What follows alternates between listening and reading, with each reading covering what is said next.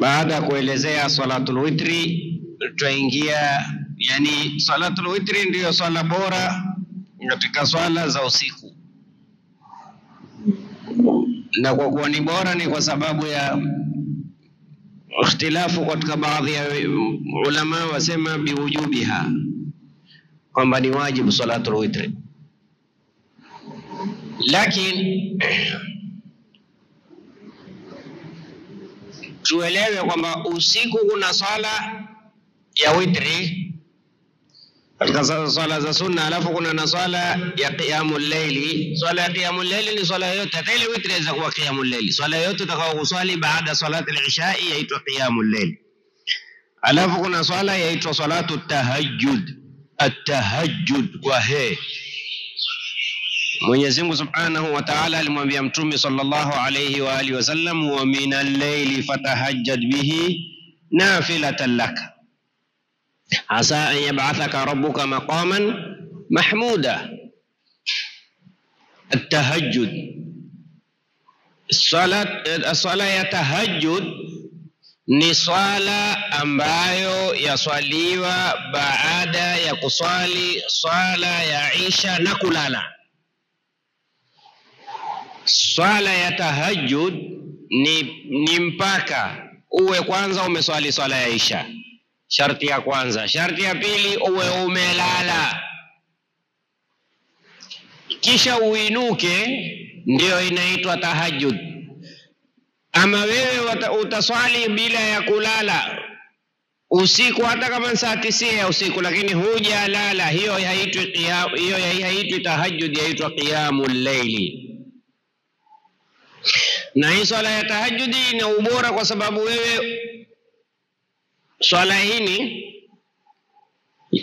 katika masala ya utukufu ina utukufu mkubwa sana, kwa sababu swala za kawaida, swala za faradhi, yunada min qibali nas, huambiwa hayya ala salah kupitia watu. Amma salatu tahajjudi almunadi rabbuna jalla wa ala, hal min talibi haja, hal min mustaghfirin, hal. Swala ya usiku anaokuita kuswali ni Mungu mwenyewe. Ikiwa itasihi, muadhini ni Mungu, yani anayekuambia njoo uswali, inuka uswali ni Mungu. Sasa angalia mwenyewe utukufu wa hii swala. Na Mwenyezi Mungu hujigamba kwa malaika akasema, angalieni mja wangu ameacha usingizi kwa ajili ya kuzungumza na mimi. Subhanallah. Hii inaitwa qiyamul layl, hii inaitwa tahajjud. Ila ndugu zangu, kuna tofauti katika tunaofanya ibada kama hizi. Kuna mtu atainuka usiku na matatizo, عنده مشاكل، عنده مصائب، عنده بلايا، عنده رزايا، عنده كذا وكذا، أنا هيلي أنا ليلي أنا ليلي. نتفوتي هويو na yule ameinuka mahabbatan lah. Mimi nimeinuka kwa ajili nampenda tu Mwenyezi Mungu, nataka nizungumze na yeye kipenzi changu.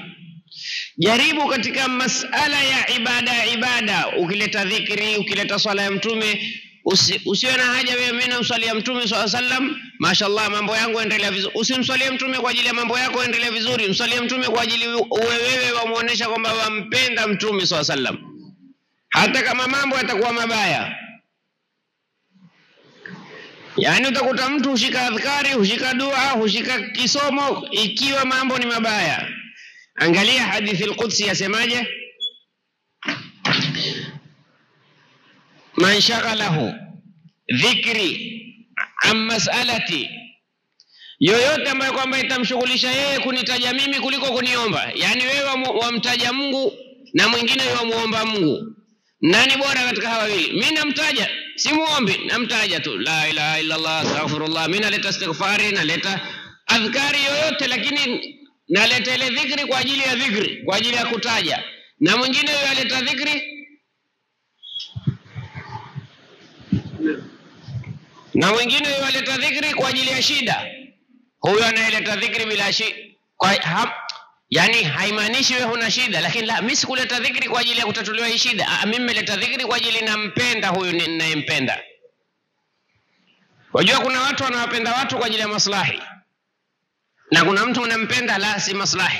Hata akaenda chama chochote mimi niko na yeye, ni kwa ajili uko chama fulani, uko na baba, uko na mama. Mimi nampenda kwamba mimi nampenda, awe na mama, awe na shangazi, awe na baba, awe na mjomba, mtaki kujua. Lakini la li maslahi, kama hao wenyewe kina baba na mama maslahi matupu. Yakisimama maslahi ya kwao wao tayari, yakisimama maslahi ya kwetu ukwambia Kenya ya kila mtu, lakini ikisimama maslahi ya Migingo ni ya wao peke yao. Umeona? Migingo ni ya wao peke yao, lakini Mombasa Port ya Kenya nzima. La ilaha illa Allah. Umeona watu wa maslahi yao, kisha watu mtu kuwashika. Umeona namna watu wanapoteza shere sisi wa pwani. Ikifika mambo ya kuzungumzia Migingo yetu, ikizungumza Mombasa Port ni Migingo ni ya wao peke yao. Mombasa Port ya Wakenya wote. La ilaha illa Allah. Mungu kwani hakujua Migingo akaipeleka kule na port bahari akaituletea sisi watu wa Mombasa? Kwa nini nyinyi mloletewa kisiwa cha Migingo nchenu, sisi tuloletewa kisiwa cha Mombasa kiwe si chetu? Lakini ni watu wa maslahi, na sisi tulofungwa mato na maslahi tuko namna hiyo. Na nyinyi angalieni, leo huyu uko na chama hichi, leo uko na chama hichi, huyu chama kingia hichi na yataingia, kibadilisha na mimi nitabadilisha. Sasa wewe, Mtume sallallahu alayhi wa alihi wasallam alikataza akasema, la takun imma in ahsana an-nas ahsant. Usiwe kidila.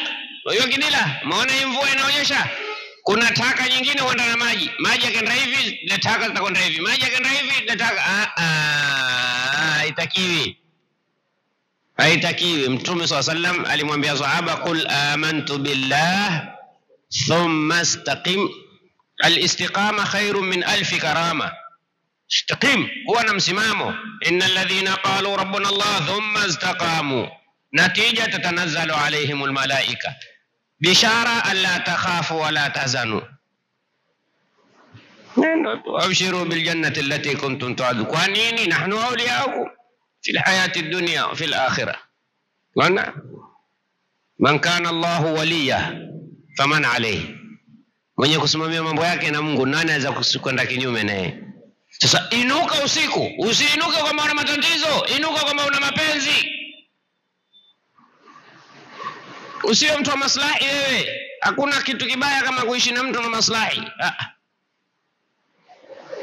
Maslahi yako yakisha, khalas, hutaki kumjua ule. La. Wewe inuka, yeye ajua sasa. Inuka kwamba mimi nakupenda. Bas, mimi nakupenda tu. Ule sahaba alipoambiwa na Mtume sallallahu alayhi wa alihi wasallam, akamuuliza, ya Rasulullah, mata saa? Mtume alimwambia, madha adatta laha? Unaona, alimwambia la, mimi sina maandalizi yote, lakini hubbullah wa rasuluhu. Bas, mimi nampenda Mungu, nampenda na Mtume. Bas khalas, mimi napenda Mungu, nainuka usiku kwa maana nampenda, na mtaja Mungu kwa nampenda. Hujui kutaja Mungu kwa mapenzi mpaka kwa mashida? Wallahi kuna ladha. Kuna ladha. Lau ukionda hii ladha, hutopenda kuikosa katika kumtaja Mwenyezi Mungu Subhanahu wa Ta'ala. Sikia halawa. Wajada halawatal iman. Wajada halawatal iman. Na hii ni halawa, ukipata hakuna kitu kitakuwa ahla min hadhihi alhalawa. Utamu huno haufanani na utamu wa tende, sijui zabibu, watu keto kisifu tende na zabibu na asali. Wallahi utamu wa kumtaja Mwenyezi Mungu, utamu wa kumpenda Mungu na Mtume haufanani. Na ndio Bilali alipoulizwa, wewe watu walikuwa wakikuadhibu husikii hiyo adhabu? Utue tena mto, ulikuwa husikii adhabu? Akasema la.